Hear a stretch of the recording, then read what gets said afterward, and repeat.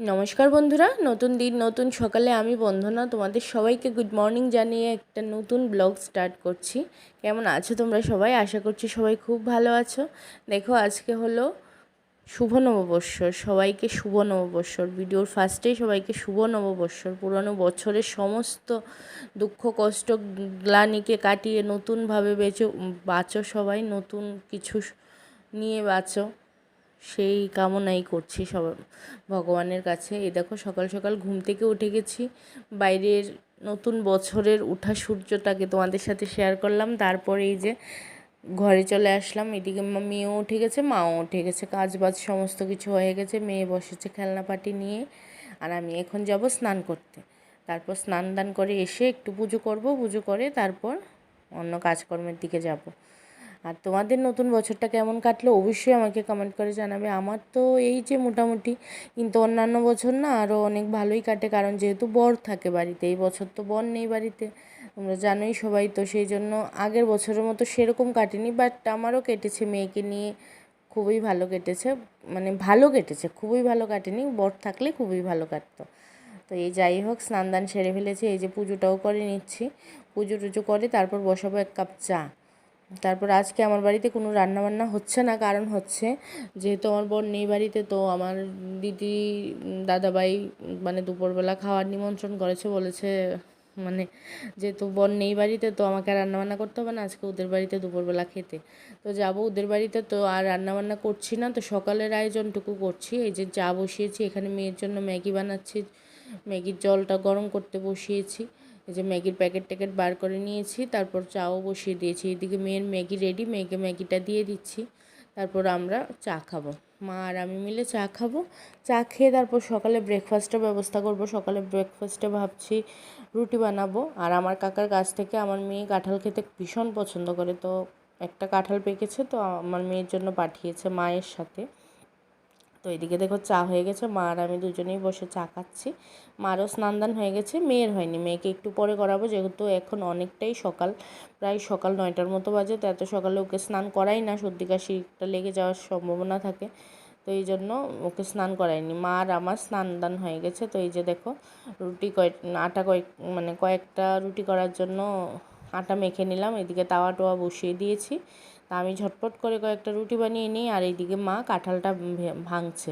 আমার মেয়ে তো কাঁঠাল দেখে ভীষণ খুশি হয়ে গেছে, কারণ ও কাঁঠাল খেতে ভীষণ পছন্দ করে।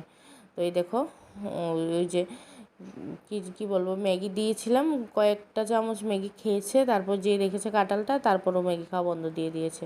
তো ওকে জল দিয়েছিলাম খেতে, ওকে কী করেছে, জলটা না খেয়ে ওই জামার মধ্যে ঢেলে দিয়েছে। তারপর জামাটা খুলে মানে অন্য জামা পরাবো, কিন্তু এর আগেই ভিডিও ক্লিপটা নিয়ে নিয়েছি। মা এদিকে কাঁঠাল ভাঙতে বসেছে। ও তো দেখে ভীষণ খুশি। দেখো প্লেট নিয়ে হাজির হয়ে গেছে।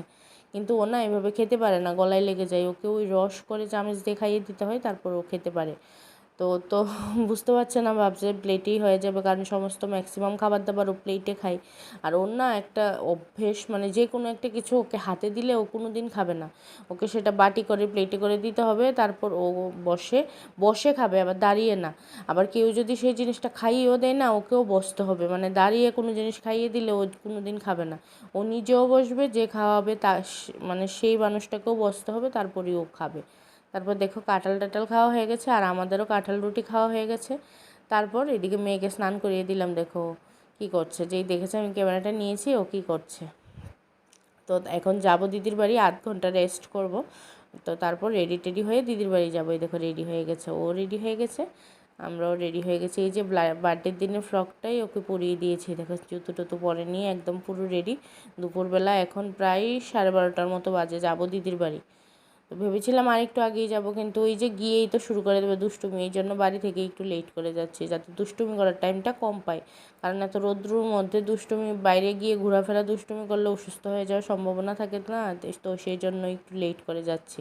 এই দেখো, আমি এখানে একটু নিজেকে শেয়ার করছি তোমাদের সাথে, আর ও দেখো আমাকে এসে আদর করছে। এদিকে মাও রেডি। তারপর একটা ব্যাগ তো হয়েছে, কারণ সারাদিন থাকবো যেহেতু। মেয়ের জলের বোতল, তারপরে এক ফেয়ার ড্রেস নিয়েছি, একটা জামা একটা প্যান্ট নিয়ে নিয়েছি মেয়ের জন্য।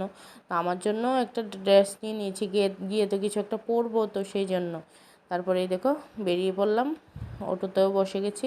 আমার বাড়ি থেকে দিদির বাড়ির দূরত্বটা 5 মিনিট, 5 মিনিটই লাগে। হেঁটে যদি যাই তাহলে 6-7 মিনিটের মতো লাগে, কিন্তু যেহেতু দুপুরবেলা ভীষণ রৌদ্র, 12:30 পৌনে 1টার মতো বাজে, ভীষণ রৌদ্র, আর এই রৌদ্রের মধ্যে হেঁটে যাওয়া অসম্ভব। মেয়েকে নিয়ে একলা হলেও ঠিক আছে, কিন্তু মেয়েকে নিয়ে অসম্ভব, সেই জন্য অটো দিয়ে যাচ্ছি। তারপরে এই দেখো অটো দিয়ে গিয়ে না ডাইরেক্ট নেমে গিয়েছিলাম ওই মিষ্টির দোকানের সামনে। এখান থেকে 2 প্যাকেট মিষ্টি নিয়েছি, একটা দিদির বাড়ির জন্য বড় প্যাকেটটা, আর ছোটো প্যাকেটটা হলো আমরা যে বাড়িতে থাকি মানে আমাদের মালিক আঙ্কেল আন্টিদের জন্য। তো যেহেতু বোন নেই বাড়িতে, সকালবেলা আমি যেতে পারিনি মিষ্টির দোকানে, সেই জন্য মিষ্টিও আনা হয়নি আর ওদেরকে মানে দেওয়াও হয়নি, প্রণামও করা হয়নি। তো একবারে গিয়ে নিয়েছি দিদির বাড়ির জন্য আর ওদের জন্য। তো বাড়িতে বিকেলবেলা এসে তারপর ওদেরকে মিষ্টি দিয়ে প্রণাম করে আসবো। তারপরে এই দেখো এসে পড়েছি দিদির বাড়ি। এখন এখানে তরমুজ কেটে দিয়েছে, মেয়েকেও দিয়েছে, রোদ্দুরকেও দিয়েছে। আমার মেয়ে না ভালোবাসে তরমুজ খেতে, কিন্তু ওর কি প্রবলেম বলো তো, ও না বিচিগুলো যে বেছে বেছে খেতে হয়, মানে বিচির সময় তো খাবে না, বিচিগুলো একটা একটা করে বাছবে তারপর খাবে, কিন্তু বিচি বাছতে বাছতে ও এত বিরক্ত হয়ে যায়, তারপর আর তরমুজ খাওয়ার নেশাই থাকে না।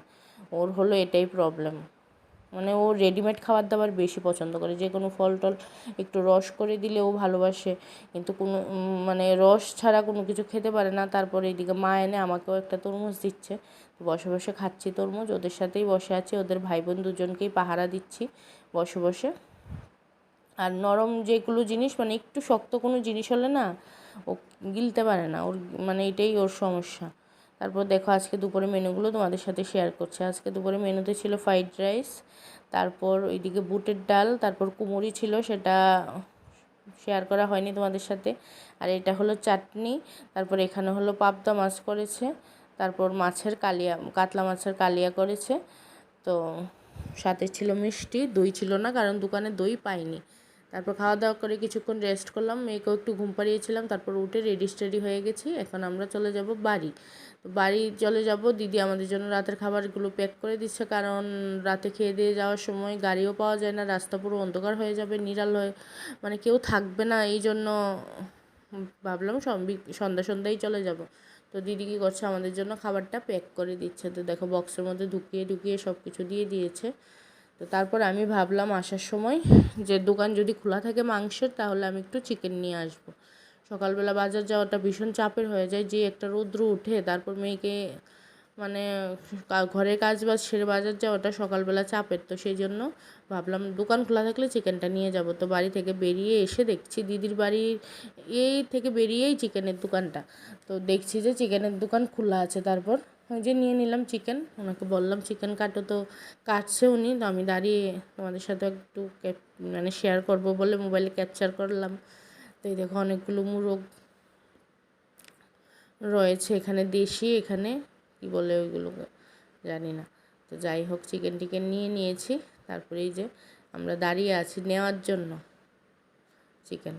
আর রাস্তাতে না সেরকম একটা লোকজনও নেই, আছে হালকা পাতলা মাতাবাড়িতে যাচ্ছে, মন্দির টন্দিরে যাচ্ছে, কিন্তু সেরকম মানে কি বলবো গাড়ি বাইক এইসব আছে, কিন্তু দোকান সেরকম একটা খোলা নেই। তো এই যে আমরা বাড়ি চলে যাচ্ছি, তার সাথে সাথে আজকের ব্লগটা এখানেই শেষ করে দিচ্ছি। টাটা, ভালো থেকো তোমরা সবাই।